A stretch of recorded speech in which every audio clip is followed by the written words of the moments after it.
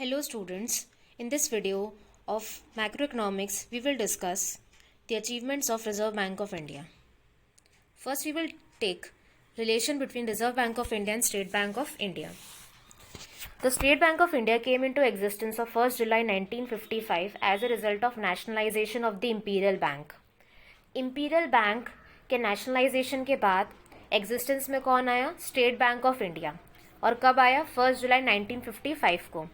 This bank acts as the agent of Reserve Bank of nation. This bank acts as the agent of Reserve Bank of India in those places where RBI does not maintain its own branch offices. मतलब जो SBI है, State Bank of India, वो किस तरह से काम करता है? एक एजेंट की तरह काम करता है. किसका? रिजर्व बैंक ऑफ इंडिया का. इन दोज प्लेसेस, ठीक है, where RBI does not maintain its own branches, जहाँ पर आरबीआई की खुद की ब्रांचेस नहीं होती हैं, वहाँ पर आरबीआई का एजेंट कौन है? State Bank of India. In other words, there is a relationship of principal and agent between Reserve Bank of India and State Bank of India. मतलब रिलेशनशिप क्या है रिजर्व बैंक ऑफ इंडिया और State Bank of India की? Principal और agent की तरह. The Reserve Bank of India pays agreed commission to the State Bank of India for various services and functions performed on its behalf. मतलब reserve Bank of India के behalf से जो भी functions state Bank of India perform कर रहा है, ठीक है, जो भी फंक्शंस परफॉर्म कर रहा है रिजर्व बैंक ऑफ इंडिया के बिहाफ पर, उसके लिए reserve Bank of India state Bank of India को क्या देता है? कमीशन देता है. क्या देता है? कमीशन. अब नेक्स्ट क्या है? Achievements of reserve Bank of India. Reserve Bank of India successfully अपने सारे फंक्शंस को परफॉर्म करता है. किस तरह से? As the central bank of India, as a supreme bank of India, है ना. उसके अचीवमेंट्स फॉलोइंग है, ठीक है. It's achievements can be describe in the following headings. पहला है बैंकर टू द गवर्नमेंट, ठीक है. अब जो रिजर्व बैंक ऑफ इंडिया है, उसके एस्टैब्लिशमेंट से ही वो सक्सेसफुली सारे फंक्शंस परफॉर्म कर रहा है banker to the central government या फिर स्टेट गवर्नमेंट, ठीक है. वो एक बैंकर की तरह काम कर रहा है. किसके लिए? सेंट्रल गवर्नमेंट के लिए भी और स्टेट गवर्नमेंट के लिए भी. In public debts, development of banking, control of exchange, it has played a laudable role. एक बहुत इंपॉर्टेंट रोल प्ले कर रहा है पब्लिक डेट्स में, डेवलपमेंट ऑफ बैंकिंग में, कंट्रोल ऑफ एक्सचेंज में, सब जगह. एडवाइजर टू गवर्नमेंट, मतलब आरबीआई जो है वो गवर्नमेंट को एडवाइस देता है. किससे रिलेटेड? इकोनॉमिक अफेयर से रिलेटेड, ठीक है. Through various experts it renders valuable advice to the government in different fields of national economy. मतलब आरबीआई एक्सपर्ट्स के थ्रू एक वैल्यूएबल, बहुत ही इंपॉर्टेंट एडवाइस देता है गवर्नमेंट को अलग अलग फील्ड्स में, जो किससे रिलेटेड है? नेशनल इकोनॉमी से रिलेटेड है, जैसे agricultural credit, industrial finance, economic planning, foreign trade etcetera, ठीक है. The experts of RBI also advise the government international financial affairs. अब जो आरबीआई के एक्सपर्ट्स हैं वो इंटरनेशनल फाइनेंशियल अफेयर्स में भी गवर्नमेंट को एडवाइस करते हैं, ठीक है. A number of corporations have been established by the government on the advice of these experts. बहुत सारी कॉरपोरेशन स्टैब्लिश की गई है गवर्नमेंट के द्वारा. किसके एडवाइस पर? आरबीआई के एडवाइस पर. For example, industrial finance corporation of India, state finance corporation, unit trust of India, agricultural refinance, development and development corporation. तो ये किसकी एडवाइस पर? आरबीआई की एडवाइस पर ये सारी कॉरपोरेशंस बनाई गई है गवर्नमेंट ने, ठीक है. अब जो नेक्स्ट है वो है एग्रीकल्चर क्रेडिट, ओके. अब आरबीआई के पास स्पेशल प्रोविजंस है, स्पेशल प्रावधान कर रखे हैं उन्होंने एग्रीकल्चर फाइनेंस के लिए, एग्रीकल्चर का के पैसे के लिए. एक अलग डिपार्टमेंट बना रखा है, एग्रीकल्चरल फाइनेंस स्टैब्लिश किया गया है, जो क्या करेगा? सर्वे करेगा एग्रीकल्चर से रिलेटेड पैसे को, ठीक है. अब national agriculture credit stabilization fund, एक national agriculture credit stabilization fund बनाया गया है 1956 में to extend medium term loans to state cooperative banks.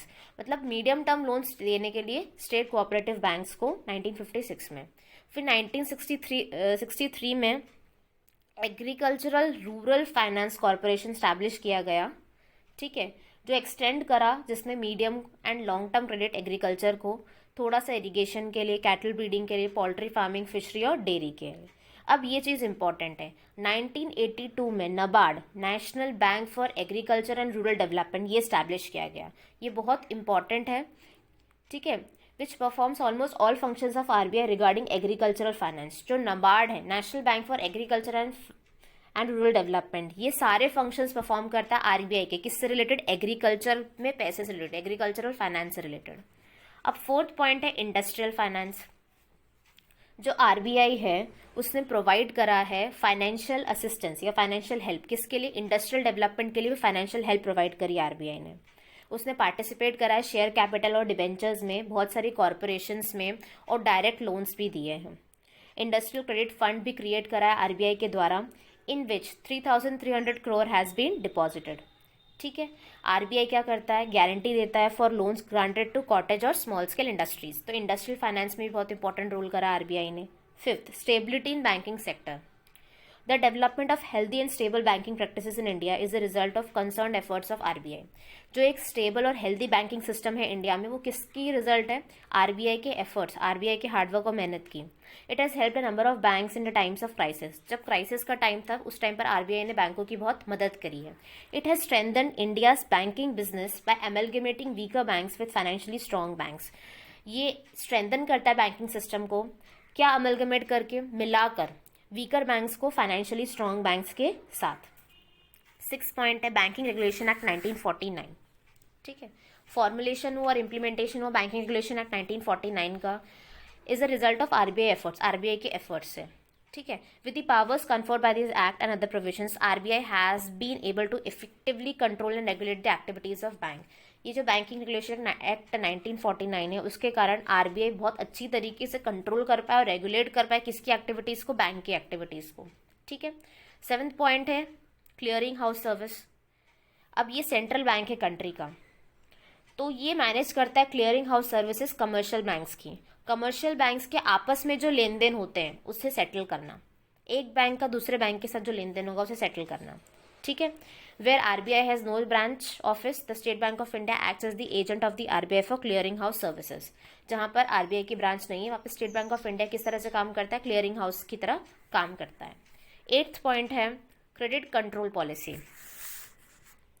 RBI has been successful to considerable extent in controlling the credit policy by using qualitative and quantitative credit control methods.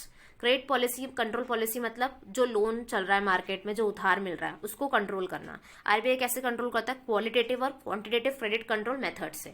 ये हम अपनी previous videos में देख चुके हैं। फिर क्या है? Monetary policy. ठीक है, जो मॉनेटरी पॉलिसी होती है सेंट्रल बैंक की, वो एक इम्पॉर्टेंट सिग्निफिकेंट रोल प्ले करती है इकोनॉमिक डेवलपमेंट में।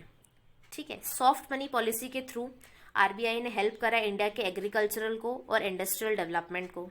ठीक है, टेंथ क्या है? Mobilising saving and investment. Mobilising मतलब मूव करना सेविंग और इन्वेस्टमेंट को, एक जगह नहीं, उसे मूव करना। आरबीआई ने एक इंपॉर्टेंट रोल प्ले करा है मोबिलाइज करने में सेविंग्स और इन्वेस्टमेंट को through its monetary and credit policy. ठीक है, by fixing and altering the rate of interest from time to time it has able to boost savings, savings को आगे बढ़ाना, इन्वेस्टमेंट प्राइस स्टेबलाइजेशन को आगे बढ़ाना। ठीक है, 11th पॉइंट है पब्लिकेशन ऑफ स्टैटिस्टिक्स। आरबीआई क्या करता है? पब्लिश करता है periodicals, bulletins, reports comprising statistical information, data of national interest which are very useful in the trade, business, industry, banks, research and scholars. ये ऐसा स्टैटिस्टिकल इन्फॉर्मेशन पब्लिश करते हैं जो बहुत यूजफुल होता है किसको? ट्रेड, बिजनेस, बैंक्स, रिसर्च और स्कॉलर्स को। 12th, ये सबसे इंपॉर्टेंट है नोट इशू सर्विस। आरबीआई के पास मोनोपोली है कि वो नोट, करेंसी नोट्स को प्रिंट कर सकती है, वो प्रॉपर रिजर्व रखती है नोट इशू का। ठीक है, in form of gold and securities, that is has been successful in controlling and curbing inflation. इसलिए वो सक्सेसफुल रहा है और कर्ब करने में, कम करने में महंगाई को। Financing for 5-year plans. RBI has been financing various programs of economic development under the 5-year plan since 1951। फिर 5-year प्लान्स में पैसा लगाना। ठीक है, 1951 से 5-year प्लान से पैसा लगा रही है आरबीआई। फिर regulation of deficit financing. RBI regulates the deficit finance of the central and the state governments are providing them easy loans. जो घाटा चल रहा है सेंट्रल गवर्नमेंट और स्टेट गवर्नमेंट को, उनको आसानी, उनको लोन देना उस केस में, तो वो कौन करता है? RBI. I hope that through this video you have understood the relation between Reserve Bank of India and State Bank of India and the achievements of Reserve Bank of India. You have to learn 6 to 7 points of the achievements of Reserve Bank of India. आपको सब headings learn करनी है और उसके अंदर का थोड़ा matter भी लर्न करना है। Okay, thank you.